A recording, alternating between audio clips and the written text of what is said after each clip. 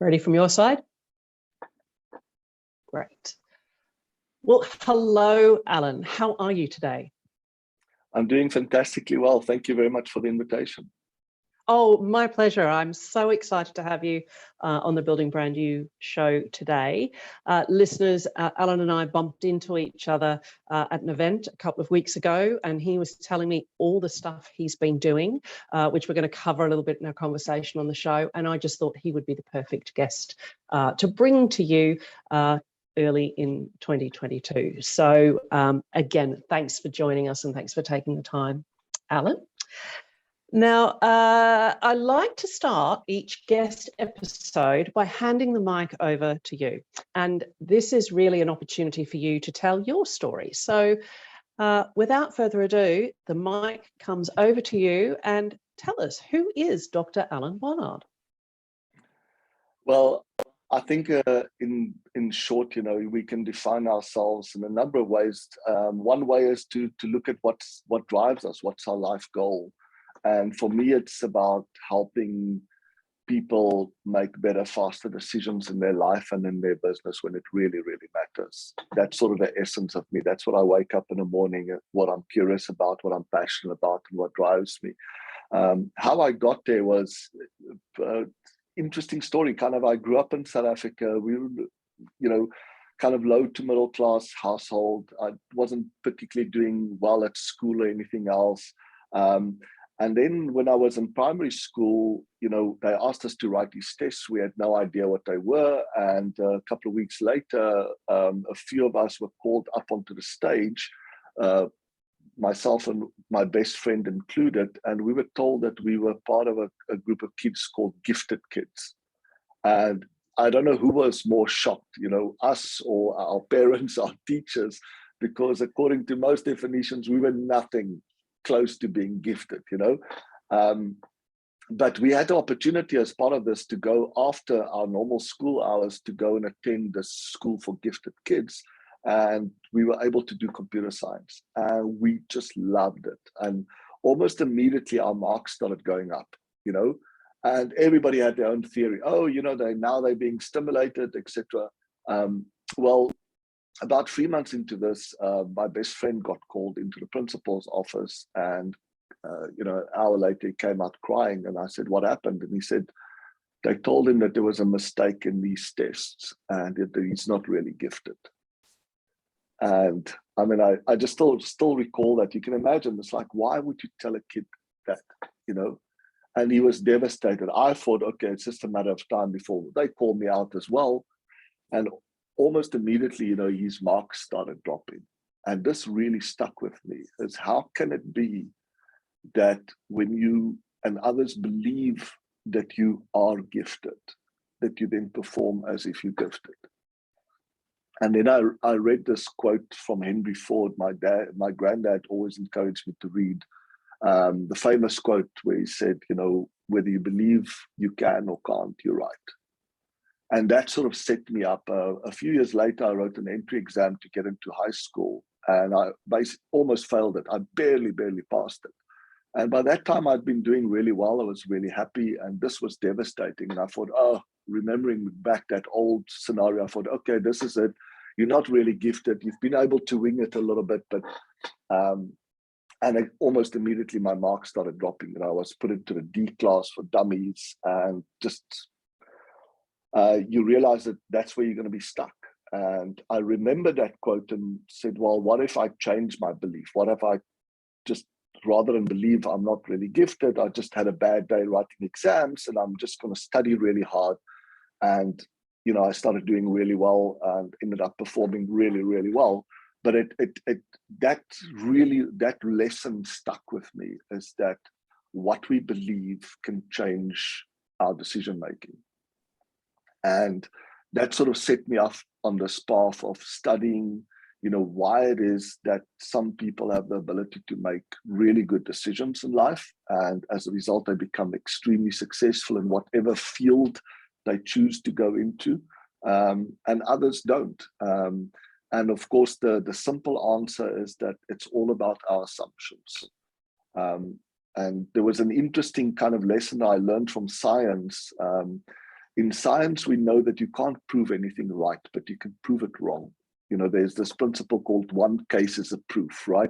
You just need one case. You know, you just need one black swan.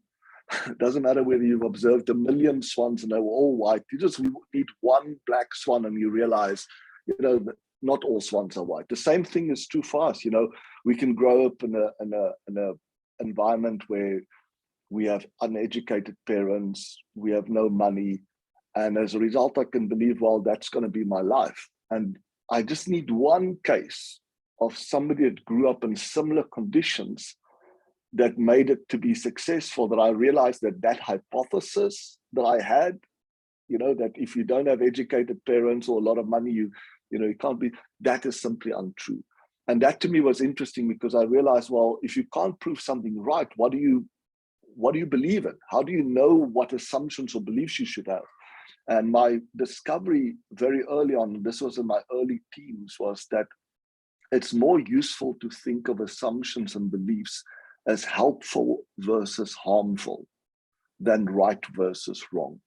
So if I believe I can do something, it can be extremely helpful if it allows me to try, right? But the same assumption, I believe I can also be very harmful if I try something that's massively dangerous and I don't put in the 10,000 hours to become an expert at walking on a tightrope. You know, I can fall down and kill myself. So that set me on this path of saying, you know, can I develop a process that can be used by companies or individuals that very quickly helps them to discover and challenge limiting or harmful assumptions or beliefs? And that's kind of like most entrepreneurs, I turned this into a business, and that's what I do now. I have a research lab, and we study why good people make and often repeat bad decisions. And the first answer is, it's really easy to make a bad decision. There's always many, many, many ways of getting something wrong, you know, and very few ways of getting something right. When we teach the kids decision making, that's the first thing I teach them. And I say, give yourself some credit, and anybody that has made a bad decision that's affected you, give them some credit. You know, if you think about it, you have a recipe with 4 steps, 4 ingredients, 1 temperature setting, right? How many ways are there to get it wrong? Right? So that's the first thing, is give yourself some credit. It's really easy to make a bad decision, and actually really hard to learn from our decision mistakes.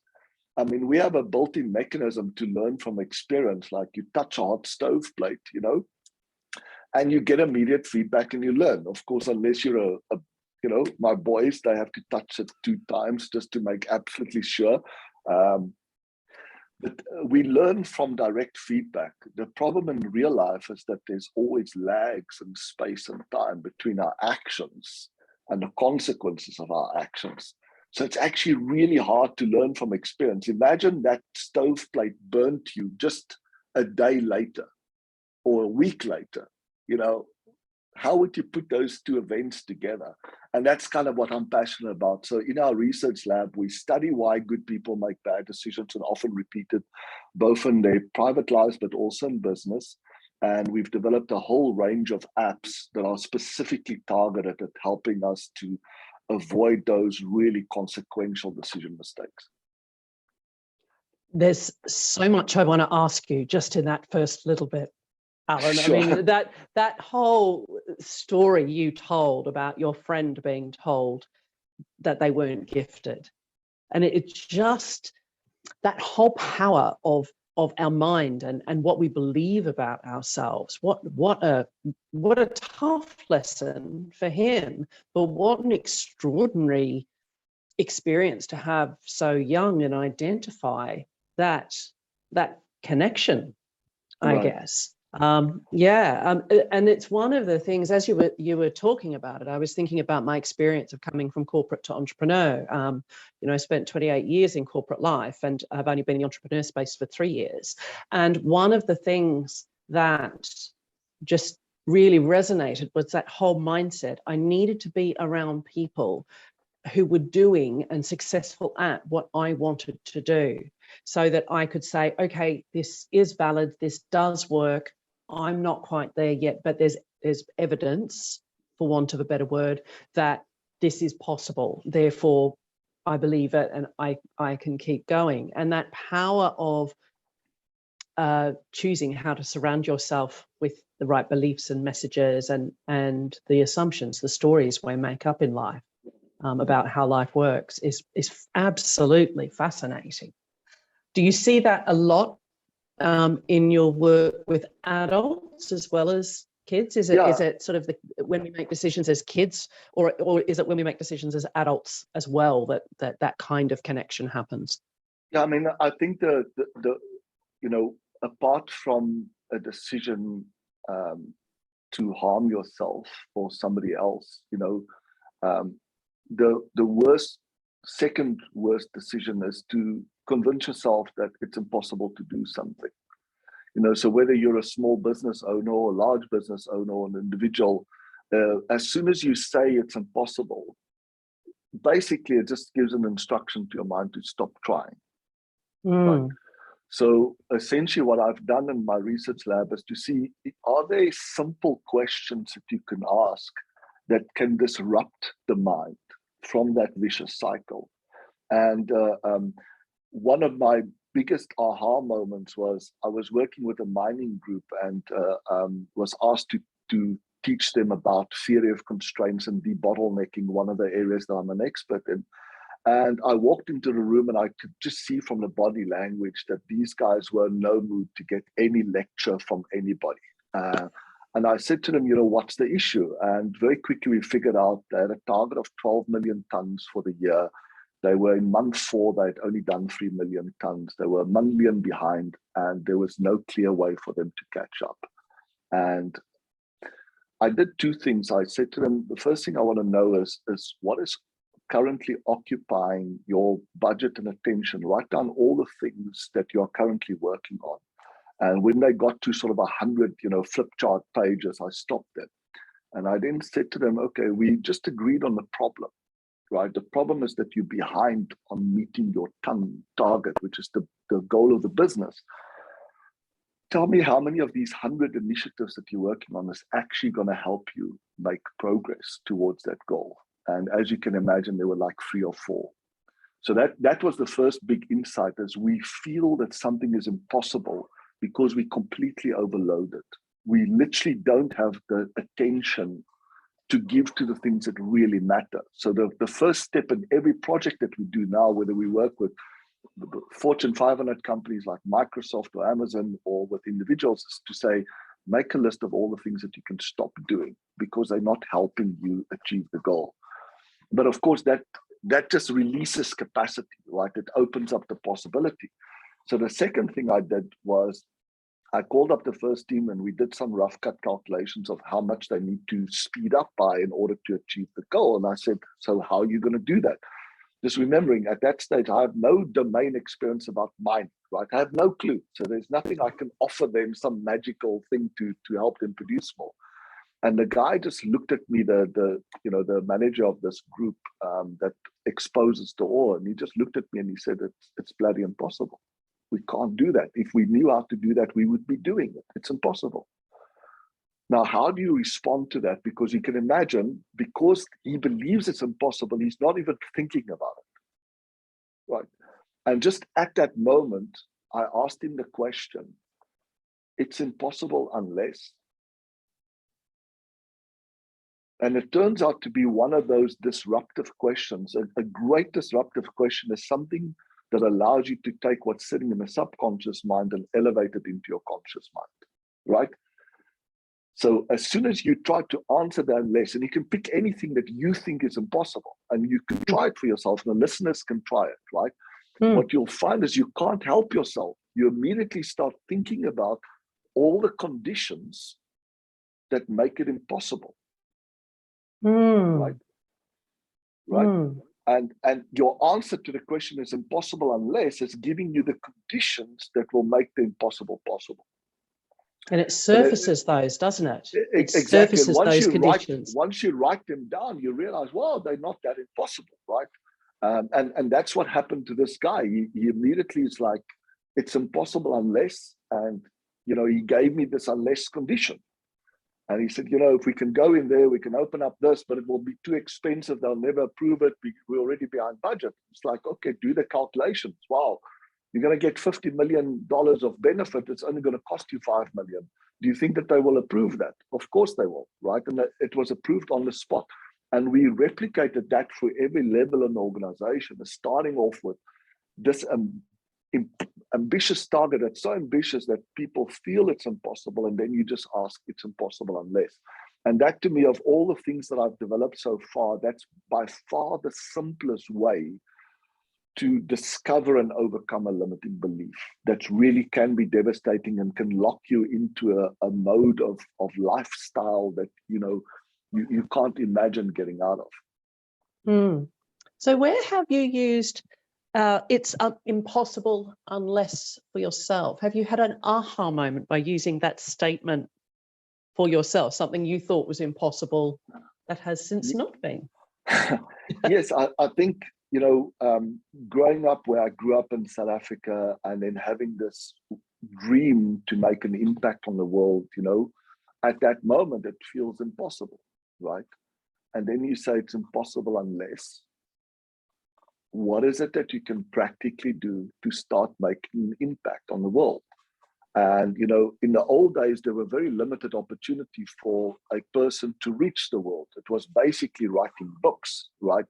And if you were extremely gifted writer, that was a fantastic way of writing books. You know, what my mentor that I met very early on in my life, Dr. Alan Barnard, who was the creator of Theory of Constraints and shared my passion to find simple ways to help people make better, faster decisions. You know, he wrote a book when he was very young called The Goal, and it became one of the most top-selling books of all time. It sold over 10 million copies. You know, it's one of the top 150 books of all time. But you really need to be a fantastically gifted writer to write books like that, right? There's not many of them around. So what other ways? And that's kind of how I got into, I combined my early passion with, you know, decision making and computer science, and realized that the way to reach a lot of people is not just about writing books or doing presentations and speaking, but to develop an app. And that's kind of how my research lab has refocused over time to focus more and more on apps, because that to me is the way to you know, make a massive impact on the world with a very low budget. Of course, I've also tried, you know, the technique out of myself. It's impossible to be, you know, in a fantastic relationship, you know, because relationships are fragile. You know, we harmed much more by things that go wrong than what we benefit from things that go right. In fact, we take the things that go right almost as you know, a given. You know, we're entitled to do that. So relationships are by definition fragile, and that's why we have such a high divorce rate, and even the people that stay married are generally quite unhappy. So you can sit back and say it's impossible to be in a relationship that is incredible, that meets all your requirements and exceeds this, unless. And you just start writing down those unless conditions. You know? Wow. And I mean, you met recently, you met my wife, we recently married, and it's incredible how, if you purposefully design those things, right? One of the big discoveries we made in our research is studying why you fall in love with somebody. And that's not just romantically, but also as friends or business partners, right? Because there are so many different things that you could consider. So what in the essence of it is really that. And it turns out it's people that make us feel special and safe. It really boils down to that. So once you realize that and you say, okay, it's impossible to be in an incredibly satisfying and you know, inspiring relationship unless we can be very clear with each other about what makes us feel special and safe, but also, as importantly, what makes us feel unspecial and unsafe, and to share those lists with each other. You know, I think whether, right as at you the said, beginning of the relationship, you know. Yeah. Whether that's in a romantic relationship, whether it's friends, Exactly. it's actually something I hadn't thought about it as the special and safe context, but it's one of the things I talk about. I've been in a number of different business partnerships as I've kind of grown as an entrepreneur. And it's also something I talk about when I coach, as I say, you need to, before you start talking about your business, you need to talk about you and what you value and where you want to go and what's really important to you. And you need to ask questions of that other person, because if those things are at odds, if those values and those I guess conditions are at odds, as much as you might be drawn to each other, it might not go very well because you're not really aligned with the other. But I love that special and safe. We don't take enough time to that. There's you've heard of the golden rule of treat others the way that you want to be treated. But there's a higher rule than that. It's called the platinum rule, which is treat others the way that they want to be treated. But that requires effort. It means that I need to understand how you want to be treated, and probably more importantly, how you don't want to be treated, right? And those are the things that make you feel unspecial and unsafe. So, it's now, since I've made that discovery, whenever I'm getting in a position of advising, couples or businesses, it's like, just write down that list. What makes you feel special and safe? What makes you feel unspecial and safe? And share your list with your partner. Fantastic. I'm going to take that away and use that. So listeners, feel free to listen in. I might do an episode down the path about what transpired from that. I think that's just such a simple way of thinking about it. So let's go back to the app. This is where we sort of got quite animated in our conversation, wasn't it, when we bumped into each other?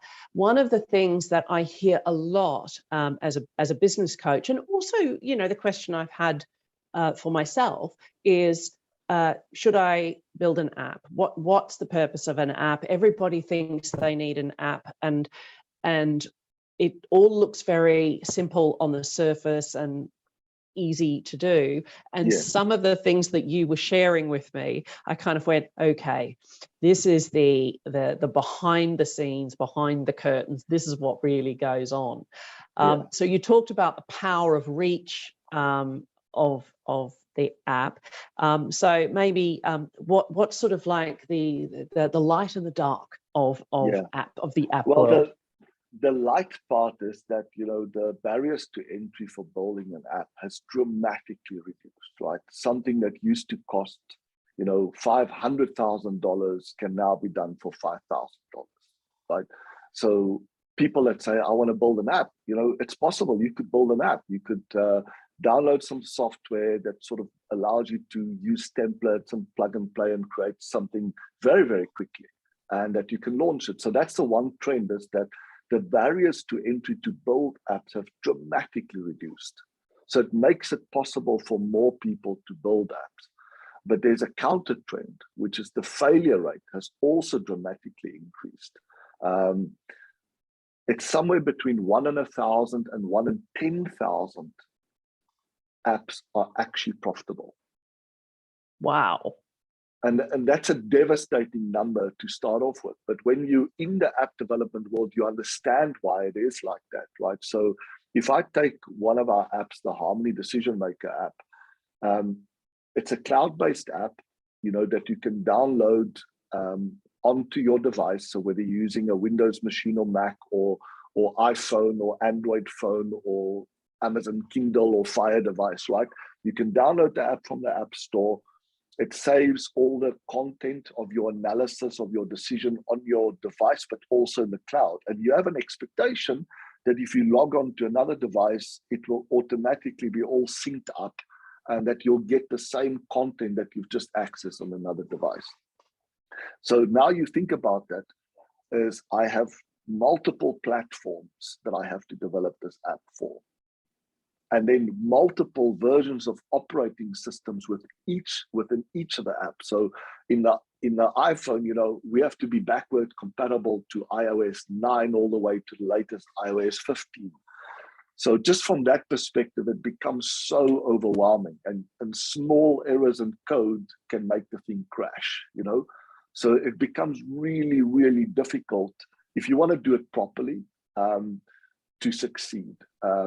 So I think originally when the cost of developing it was so high, the only people that developed apps were people that could see a situation where maybe the cost was $500,000, but the upside was at least 10x or 100x of that.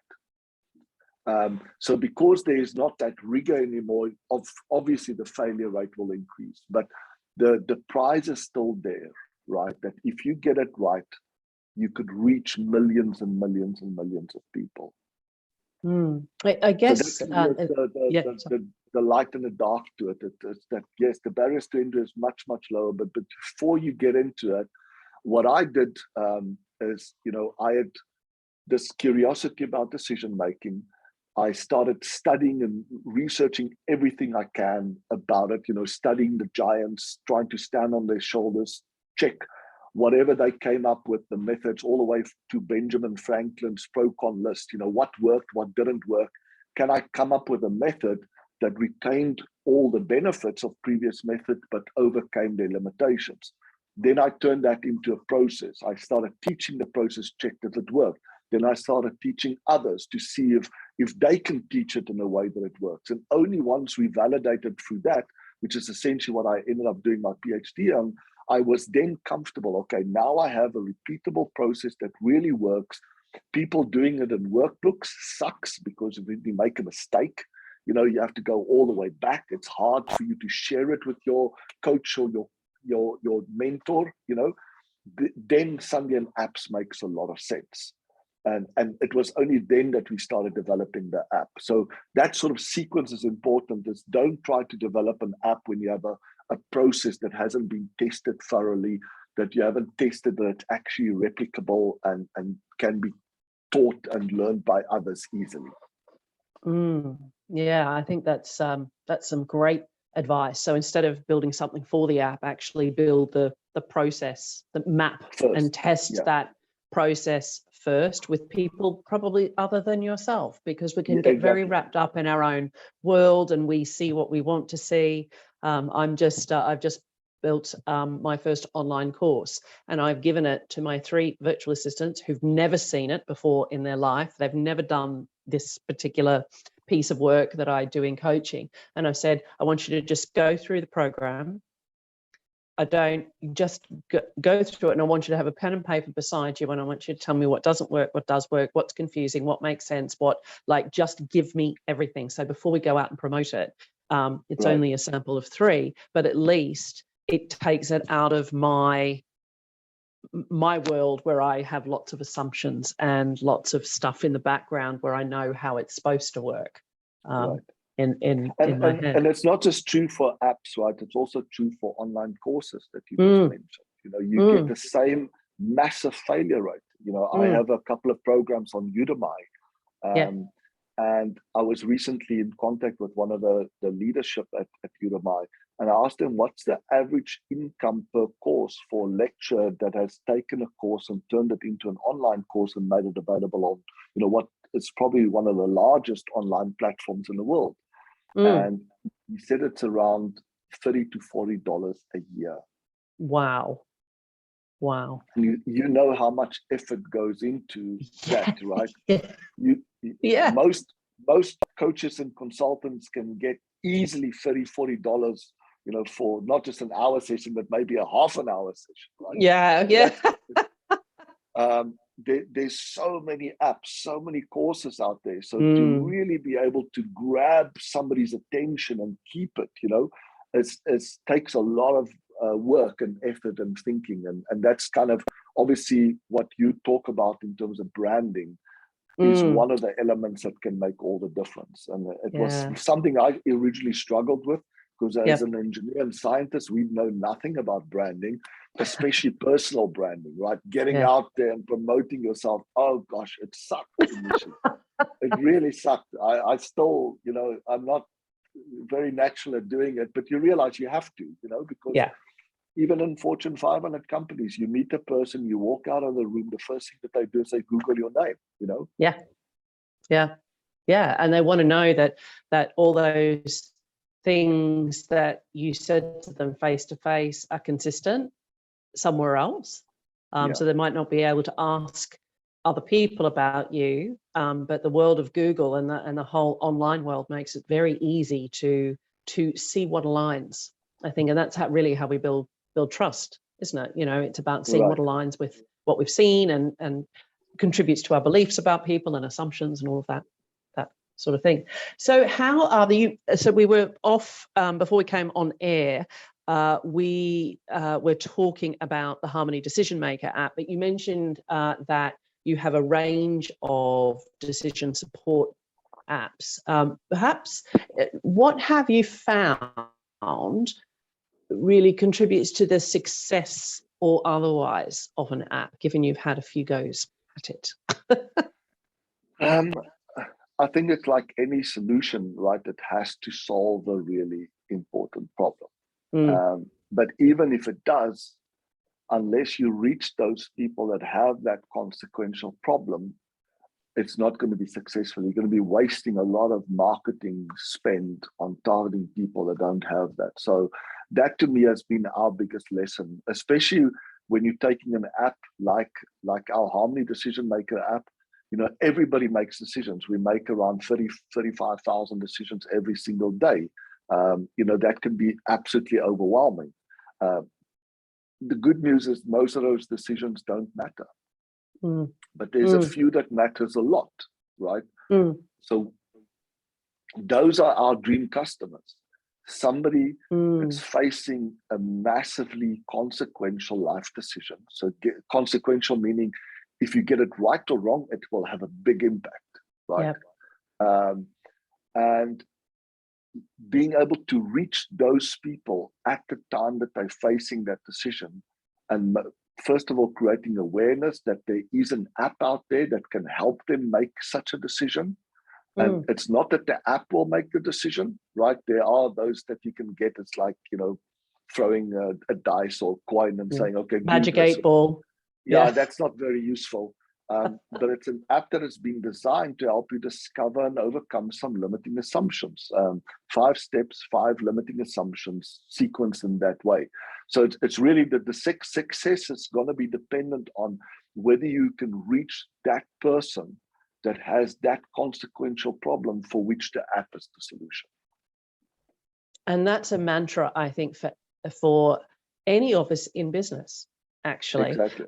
You can substitute some of the words, but you know, we are all here to solve the problems that matter for people. Right. That, you know, otherwise we wouldn't have businesses, we wouldn't work for businesses, because there would be no reason for being, is there? Yeah. But you know, it's easy to make mistakes, right? So one of the biggest mistakes I see that I've made, and I see many other entrepreneurs make, is you develop something, you try it out, and it's not giving you the revenue or the income or impact that you want to make. So you then jump onto the next thing and the next thing, you know, and all that you do is you're raising the potential that you have, but you almost never raise the actual result that you get. Versus going back and just picking that one thing that you do and asking yourself the question, how many people theoretically in the world could benefit from this thing? And it doesn't matter how micro niche you are, the number of people that will benefit will far, far exceed your capacity. Yes. Right? Yeah, so definitely. So that's, to me, the essence of focus, is going back to that. Rather than keep on adding more stuff that just increases that expectation gap, because every time you add another product or service, you increase the potential income and impact, but you don't increase your actual. Yeah. Because you have limited attention and budget, etc. So going back to that thing that got you in business in the first place, the thing that you're most passionate about, the thing that you really want to serve people, and then say, who are they? Who are these dream customers that would get enormous value from what I'm doing? And then how do I reach them? Yeah. Oh, music to my ears, Alan. I'm going to come and coach some of my clients. But it's like, you know, it's so easy. It's the hardest one, actually. Yeah. You know, we read more books, we attend more masterminds. We keep on adding potential. Yeah. but you don't add real results. Real Yeah. results come from focus, going back and Yeah. saying, who do I feel most passionate about? And there's a kind of an interesting analogy to that in terms of our personal lives. There's so many things that we can do, can't do. How do we decide?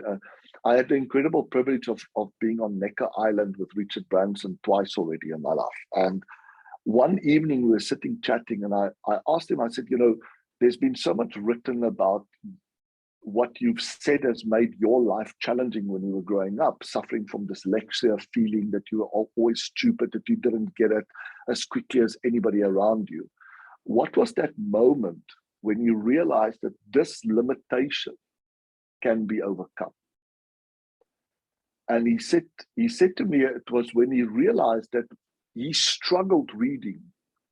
He struggled to remember stuff until he started reading something that he was really interested about. And suddenly the limitation was not that dominant anymore. He found it much easier to read. Right. And I think the same thing is when you find that one thing that you truly are interested and curious about, many of the obstacles that could be insurmountable obstacles suddenly just go away. Yeah. And that to me is the essence of focus.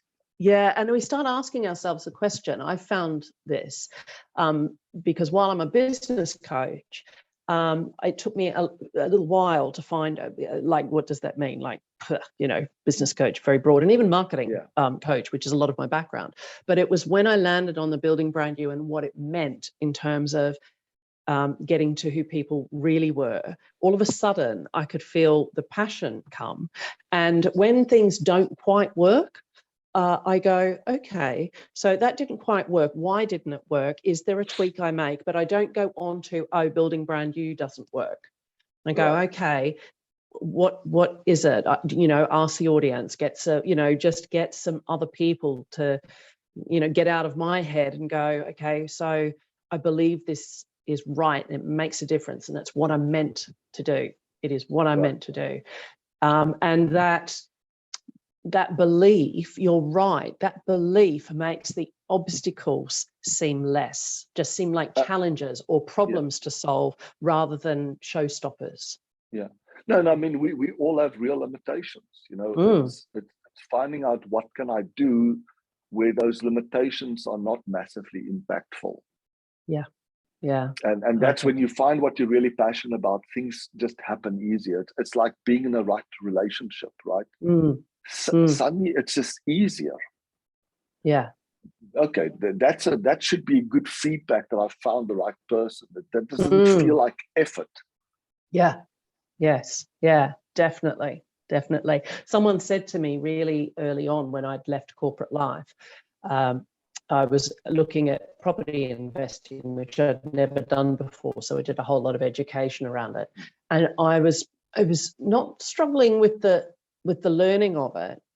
My heart wasn't in it. And I was sort of driving myself to, this is such a sensible investment and I should do this and all that sort of thing. And someone very innocently said to me, asked me about my background.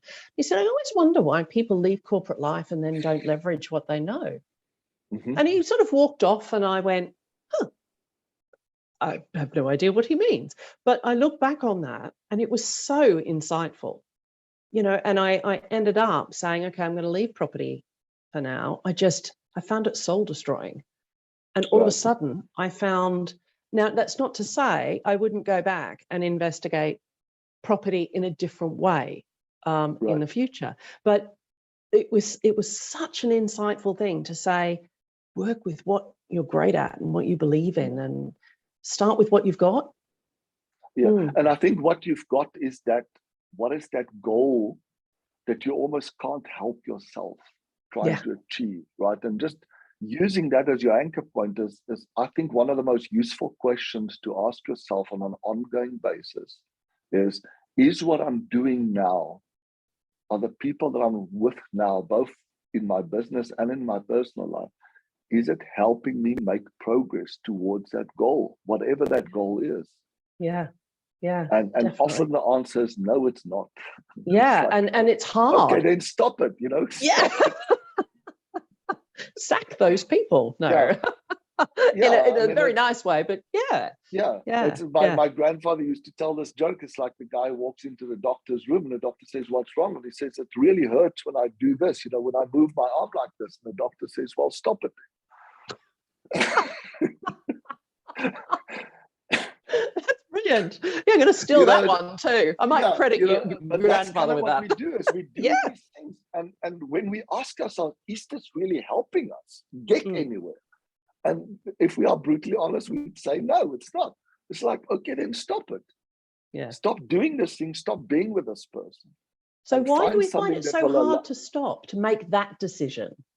Because that's a hard one, I think. Yeah, it is because we've got, we all have a status quo bias, right? When we make decisions, it can be really overwhelming. So we need some kind of bias to decide, right? So we have evolved into a species that has a bias that weighs what we have much greater than what we don't have. And for most people, that transforms into a status quo bias. The better the devil you know, right? It actually takes hard work to do the opposite. There's a small percentage of people that suffer from the opposite. They have an adventure bias, right? They struggle to make commitments. They struggle to stay in a relationship, stay in a job, because they're constantly seeking the thrill of new things. So they have the opposite problem. They really have to work hard to convince themselves that actually it's better not to move, right? To stay where you are, because the upside of moving is very small and the downside could be really big. So that's the short answer is we have a status quo bias. If you think about why do we struggle to quit a bad habit, right? Smoking. So there again, it comes back to, is there some kind of disruptive question you could ask yourself? And this is one that we've built into our Harmony Decision Maker app, is that if you're trying to convince a friend of yours to stop smoking or using drugs or some other harmful thing, right? What we often do is we assume it's because they're stupid, right? I mean, so we ask them, don't you realize what the benefit will be if you stopped, or the negative if you continued? As if they don't know. Of course they know. They know the benefit of stopping smoking or using drugs or drinking too much or whatever it is, right? What is in their subconscious that's holding them back is not the fact that they don't see the negative if they keep on doing it, or the positive if they stopped. Is that in their mind, there's a negative of stopping, and there's a positive of not stopping that they would have to give up. Yeah. So by asking them that directly, which is what we do on our app, we would say to you, Kym, what is the positive, the unique positive of smoking that you don't want to give up, right? Yeah. Where are the goodies? It's a hard question. Yeah. What we tell people is give yourself some credit. You wouldn't do it if there wasn't some major positive. Now, that positive is an assumption that might be a really bad assumption, but start with that. And what people would say is, well, it helps me cope with stress. And that's why they stuck. Because in their mind, they say, I have a stressful life. I need a way of coping with stress. Here's a way that I found that helps me cope with stress. But what happens is, whether you write it in a workbook or you type it into the app, right? So what is the unique positive of smoking? And you say, it helps me cope with stress. What you've just done is you've transferred that assumption or belief from the subconscious to the conscious. Now it's staring back at you. And you can't help but starting to question it and going, but is that really true? Yeah. Yeah. And even if it is that the best way of coping with stress? Is there not another way, right? Yeah. And that's what we kind of do in our app, is we ask you that disruptive question, you answer it, and then the app just tells you, look at what you've written. Yeah. Is that really true? Could you be exaggerating that? Could there be another way of doing that? And the same with So what's the negative if you just stopped cold turkey tomorrow, never smoked again, never drank? What would be the major negative? Right? And you think about what would you answer to that? Somebody might say, well, I'm scared that if I stop smoking, I will gain weight. Now, that was the assumption in their subconscious that was blocking. All that the app does is asks you the right question. You write your answer or type it in, right? Or even with the apps now, you can dictate it, right? And it will automatically type it in. But once it's there looking back at you, you can go, is that really true? Will I automatically gain weight if I stop smoking tomorrow? Will I be a miserable person? Won't I be fun to be around with? All of those things that's sitting in our subconscious can be exposed by just being asked the right question. And then when you answer it, not in your head, but when you actually write out the answer or type out the answer, it will then stare back at you. And then you are ready to challenge it. But you can't challenge an assumption or belief that's sitting in the subconscious mind. No, that's it doesn't treat it as an assumption, it treats it as fact, right? Because that's how we make decisions. We have these assumptions, and it's just if this, then that, if this, then that. We're in fully automatic mode most of the time when we're in decisions. So you actually need to slow down your thinking, get those questions to help you expose those assumptions, and then you're ready to check and challenge them. Brilliant. I could talk for so much longer than we have, Alan. Might have to have you on as for a second episode. So we've been, chatting for like 45 minutes, I think already. Such amazing stuff. So one of the things that we like at Building Brand New here is to give people something practically that they can take away with them. So for our Building Brand New listeners, what would be something that you'd like to leave them with today? Yeah, I mean, we one of the toughest groups to teach is young kids, right? Because they are brutally honest. If what you're saying is not interesting, they sleep or they play a game or something, right? So we've had to come up with really innovative ways to teach, the core lessons. And I think one of the most important things, whether you're a kid or an adult, to remember is that life is kind of driven by a mathematical formula. And when we say that to kids, they obviously it's like curious, like, what is it? And then I write on the board, E plus R equal O. And I just let them leave it, and I let them speculate what it stands for. And then finally say, it's events plus response equal outcome. So it doesn't matter who you are, there's going to be positive and negative events that will happen to you. For most of it, you can't control these things. To some degree, you can influence them, but you can't control what happens to you in your life. Those are the events, they're random events. If you're lucky, you have more positive ones than negative ones. If you're unlucky, it's the opposite.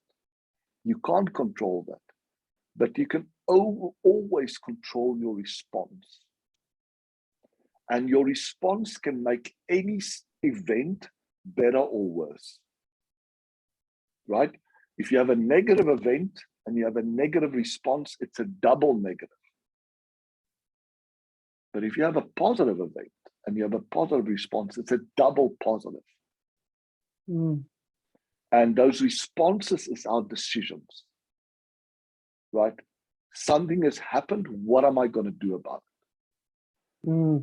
So firstly is, what are my options? And to list those options down and to realize that some of those options that I have are not really options because they will make it worse. So isolate those ones that are positive responses, right? And that is how you change your outcome. How people that grow up with the bad luck of having many, many negative events happen to them in their life still have a massively positive outcome because they had the courage to choose to make a positive response to whatever happens to them. And I think that to me is the essence of what drives me, and hopefully a lesson that everybody can take is to say, You don't have much control over what happens to you, but you always have control over your response. Be careful in how you respond. Wonderful. What a great place to end on. And what what is it about investing in how we make decisions for people? There's lots of things they can invest in, lots of apps they can do. So why would people, it sort of leads on from what you said, Sure. just creating that gap between the event and the response, and how you play in that. Is that really where the value of investing in, I guess, decision science from a big picture point of view for you, but in evaluating how we make decisions? Why would you invest in that? Investing in your own ability to make better, faster decisions is a massively high leverage point, right? Because when you get it right, the consequences is always 10x, 100x, 200x, right? And it actually takes just a couple of minutes, maybe a few hours to do it. And that's been one of our frustrations, is you find people that's been procrastinating on a decision, what to go and study, whether to get married, whether to have kids, whether to quit my job, whether to get out of a toxic relationship. They'll walk around with that thing as a dark cloud hanging over their head for weeks and months and sometimes years. But they won't sit down for an hour to just think through it. And that's kind of the campaign that I'm on, is to say, invest in your own ability to make quality decisions. It can look overwhelming, but actually it's pretty simple. There's a simple process that you can follow. It's now available on an app, and it takes you an hour or so, and you'll walk away with a confident decision, because you acknowledge that you've looked at this thing from all angles. You've explored all the viable options, and you came up with an option that has a much bigger upside than what you ever thought was possible, with a much lower downside than what you thought you'd have to ever live with.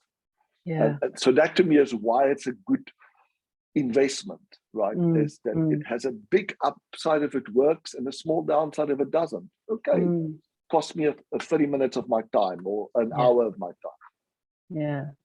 But also, I think the other upside of it is, particularly with the app, the way you've been talking about that, is that what we're doing is building a better decision-making muscle.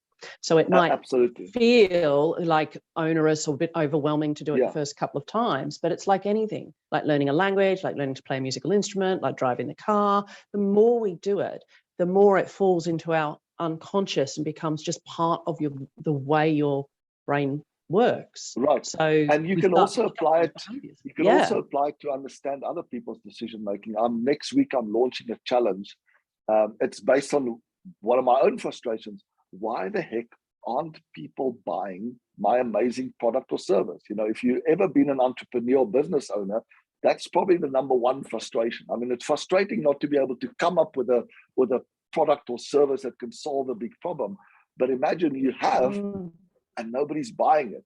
So essentially, what we're going to be doing next week is we're putting people into the position of their dream customer and say, okay, let's go through the process.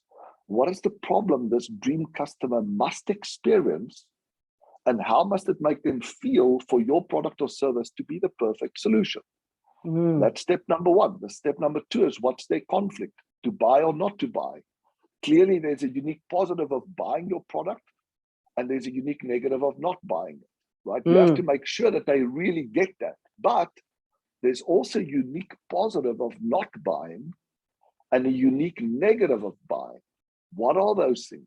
Try to put yourself in the mind of your dream customer and see if you can speculate what those are, because that will give you insight of how you have to change your offer. Oh, fantastic. So learning how to make decisions also can help us understand why other people are making bad decisions that negatively impact us. Yes, like not buying our product. Exactly. Or not listening to our incredible advice, Exactly. Not listening to the lovely customers we want to serve, because we want to serve them the dish they don't want. Yeah. But it Cool. also helps us to understand, we use this technique at schools with kids that are being bullied. And the thing that causes most of the suffering, interestingly enough, is not the physical abuse, because you recover from that. It's the mental suffering of not understanding why they're doing it to you. Oh, wow. That's that. So when you put themselves unspecial and unsafe thing, isn't it? Yeah, into the shoes of the bully, you say, put yourselves in the shoe of the bully, right? Try to understand why they're doing it to you. What's the unique positive that they get from doing it? What's a unique negative that will happen to them if they stopped? And by the way, if you're struggling to do that, have you ever bullied anybody yourself?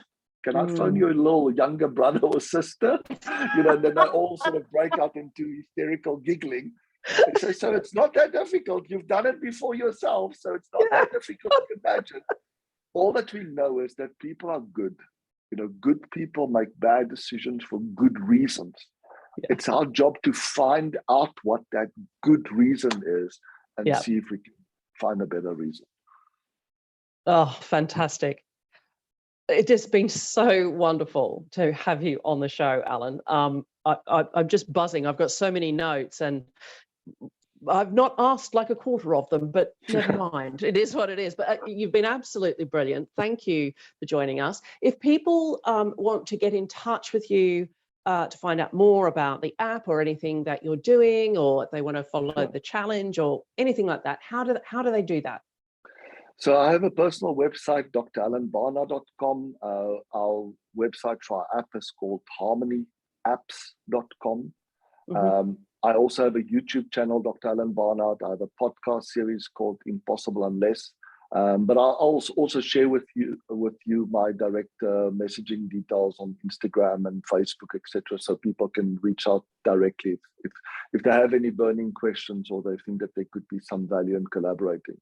Brilliant. Perfect. And listeners, we will put all of those details in the show notes, and we'll also, you made a reference to the Dr. Goldratt book as well. So what we'll do is put the goal. So we'll put a link to that. If listeners are interested in exploring that, they can go there.